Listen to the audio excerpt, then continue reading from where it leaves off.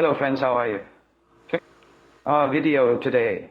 By request, I'm going to show you my table saw that I made myself here. Okay, I'll show you a closer look.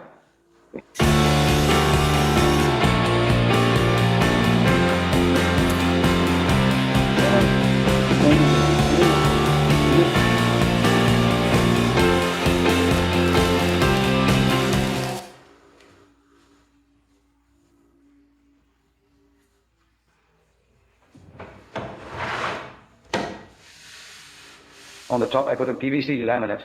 Wow.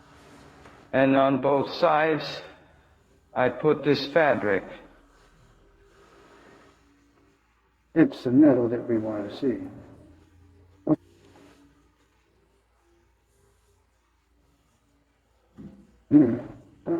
I measured with an aluminum corner. Thank you.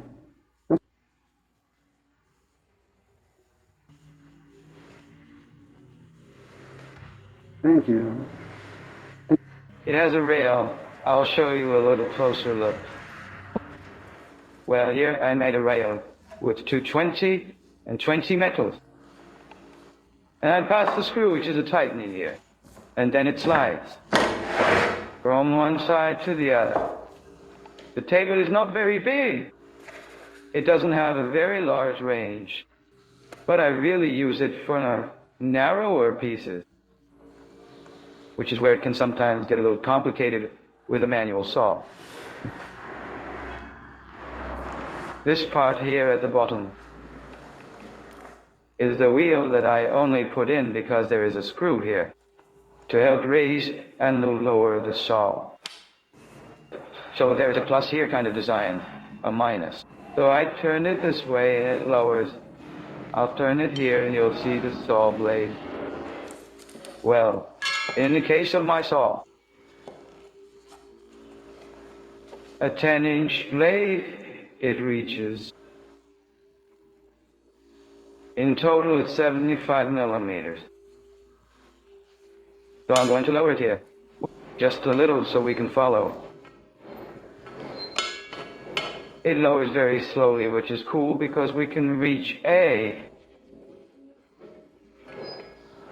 millimeter depth. And 5, wow, when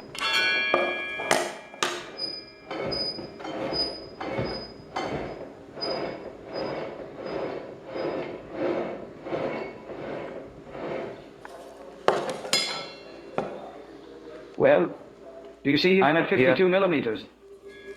Everything that's not necessary. Well, here, in this part, we release these 2 screws, and we have access to change the blade. So far, nothing new. Back here, it's a little dark.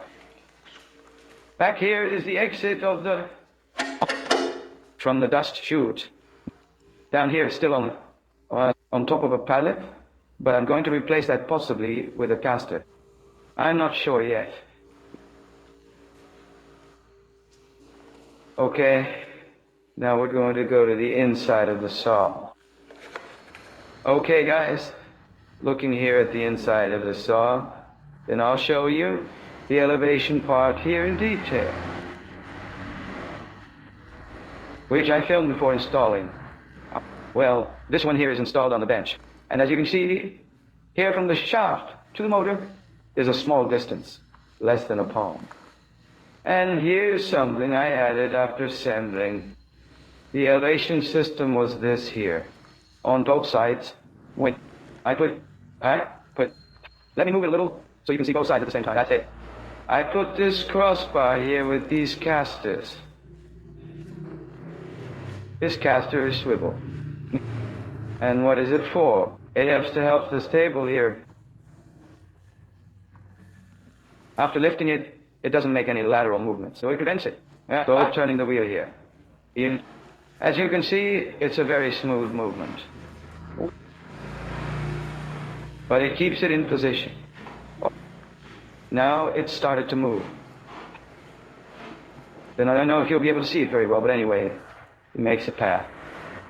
This is a caster with a little swivel foot. So, it can make the arc here. It follows the arc of the curve. And here, this part here, I put a chute. I'm not going to say that it collects 100% of the dust. But it really does collect almost everything. Only the finest dust ends up landing here on the shaft and on the motor. But it's okay, because in my case, my engine is shielded. Otherwise, I would really have to maybe make an extra protection here on the engine. Something. An outlet. Special here for it for exhaust. Anyway, something. Okay, and here in this gutter, as you can see, it could come here and go out here outside. I didn't do that. And I fell here on the floor. I didn't make any outlet for a vacuum cleaner and a dust collector because I don't have one. And I don't like it very much. I think it's too noisy, especially for a saw. So I think that's it. On the inside here, there isn't much, but not much to show because I've already detailed it. I'm going to show you this elevation part in detail below. Okay, so here we go. Well guys, although I'm not going into great detail about the construction of the saw because I'm still creating it.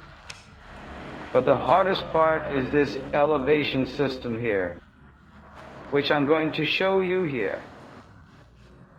At the back I had to put a bearing. I made a simple little wooden bearing. I made a hole with a hole saw and installed a bearing here. And I made a wooden axle. And I fixed it with a screw here at the top. I tried with a hinge, but the hinge didn't. It didn't work. The piece moves here laterally. Well, here's the elevation part.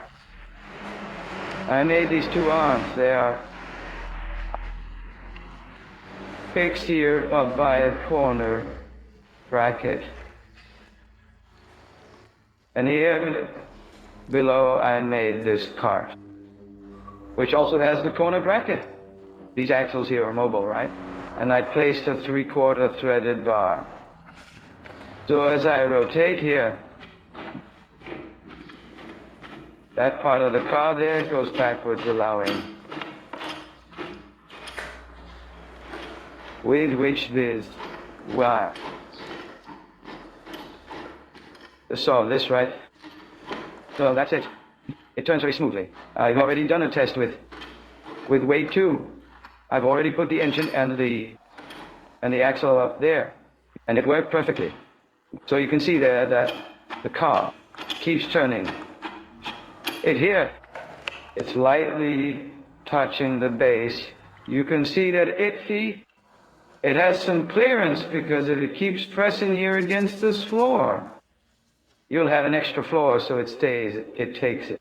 It touches slightly just to be able to maintain a little more balance. But all the weight is on the 3/4 bar. So that's why it's important to use a thick bar. There's no point in putting a thin bar here in this case. Okay? Okay. And then it goes down. It's actually going down a good amount. Back there is just a support. It's just a support for the bar. It turns by itself. Here too it turns loose. I put 2 nuts. To be able to hold the piece, it keeps turning. Normally until it hits the end. Now I'm going to assemble it. That's it. You can see that it's already gone down a lot. It's going down in total here.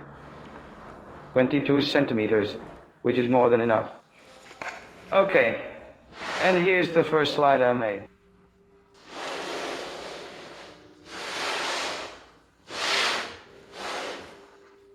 It was already useful for a task I had completed. As I mentioned to you, the sledge, it hugs here on both sides.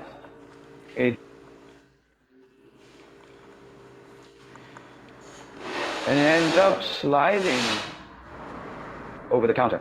It was very tight. Then it was very cool. It gave a very good result.